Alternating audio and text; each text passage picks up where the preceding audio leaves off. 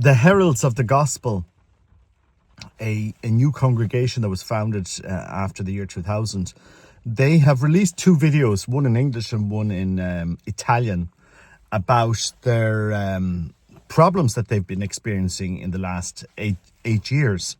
They had a visitation, and then they had a commissionerate where the Pope kind of replaces the head of their congregation. I hadn't heard about, well, I'd heard that they got a visitation, and I said, oh no, another congregation that has problems and the Vatican has to intervene. Because let's face it, there's been a few congregations that have had problems. But when something like this happens, you have to have due process. And it's with that due process that you're able to reform, right? And if you don't have due process, what happens is you leave people aggrieved. If we look at the Francis papacy, you had the rapist Rupnik. He raped women, and he was returned to ministry, and he was protected by the Pope. And many people felt, oh, look, you're very, very hard in certain groups, and you're very lenient in other groups and other things. And I've seen the interviews of the women that were raped by Rupnik, and unless they're all inventing a collective lie, I would find it hard for them to be proven wrong. And the justice system in the Vatican on Rupnik went very slow. Very, very, very, very slow with Rupnik. Under normal circumstances, you would never be allowed to return to ministry. He's still preaching in churches this year. Yeah, this year. Under normal circumstances, if you're accused of these things, you would be removed from ministry until the investigation is closed. But I suppose one rule for the Jesuits and another rule for the Heralds of the Gospel. And they've released a book now, which is just, this is extraordinary. This is extraordinary. This is unprecedented. And it's just the facts of what has been happening over the last year. And there's just one point I want to make, and maybe somebody will get it to them. You have been treated worse than the Legionaries of Christ were treated during their crisis. You have been treated worse, and we don't see the substantial, credible results of this investigation.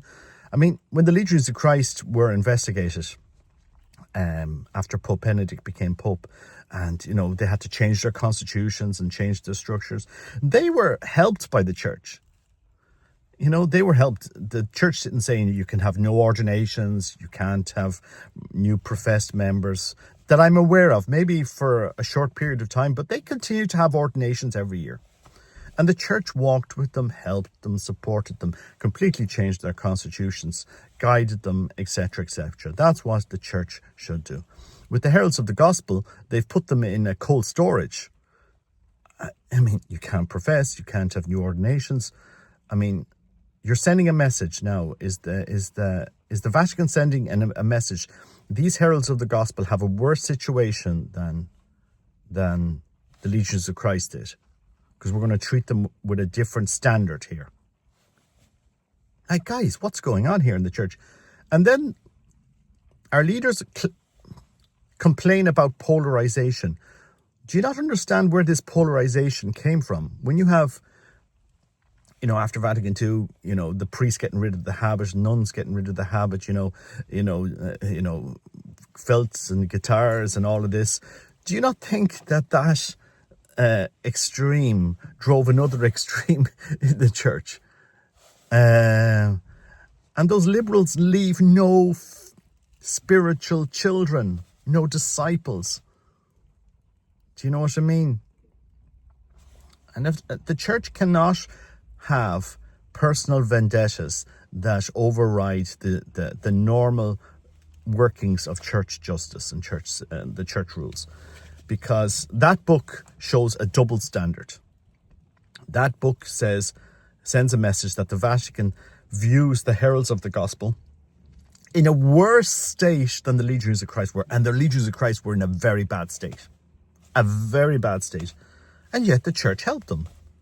They walked with them. They rewrote their constitutions, their rule, their way of life, their formation, etc., etc. So the church stepped in But it seems that the heralds of the gospel have far, far, far worse problems if you're not going to allow members profess or get ordained or stuff like this. I mean, come on, guys. And that the heralds of the gospel have now come out with that tell-all book. It's not good. It's not good for the Vatican. It's not good for them, really. So look, I hope this video gets to whoever it needs to get to, whatever bishop needs to get to. If you want to stop the polarization, you have to help. You have to help. You have to walk with groups. We speak about a synodal church. I mean, how many problems could have been resolved with synodality, and yet how many decisions are made without synodality? You couldn't invent it, guys. So the book is in Italian, and I think it's a very, very interesting read. They have been doing long videos about it in Italian and English over the last few days. And my message to the church is, when you read that book, on an objective level, the church is treating the heralds of the gospel as if they have committed, which they may have. We don't know the other side of the story, but as I said, the church is treating the heralds of the gospel as if they are in a far worse situation than the Legionaries of Christ were 20 years ago. And if that's the case, well, I think people need to know the facts. They need to know that it has to be a due process, an independent process on this thing. But I just find it incredible that you have this double standard. You are extremely, extremely hard on one group, and yet a man who has raped women, credibly raped women, his victims have gone on TV, done interviews. The Vatican moves at a glacial pace and leaves him in ministry. Double standards, guys. Double standards. And you wonder why so many groups lose faith in the Vatican? Because there isn't due process. There isn't an honest process. There's double standards here. Maybe it's because they're traditional and the last papacy did not like traditional groups. They made it pretty clear. But why do these traditional groups form? This is oftentimes a reaction to such liberal elements in the church, as I've said, that the church itself has created this polarization. Not the groups. The church. The church itself. I mean, you read the book by Cardinal Pope Benedict before he died, What is Christianity? I do encourage people to go and read that book, What is Christianity?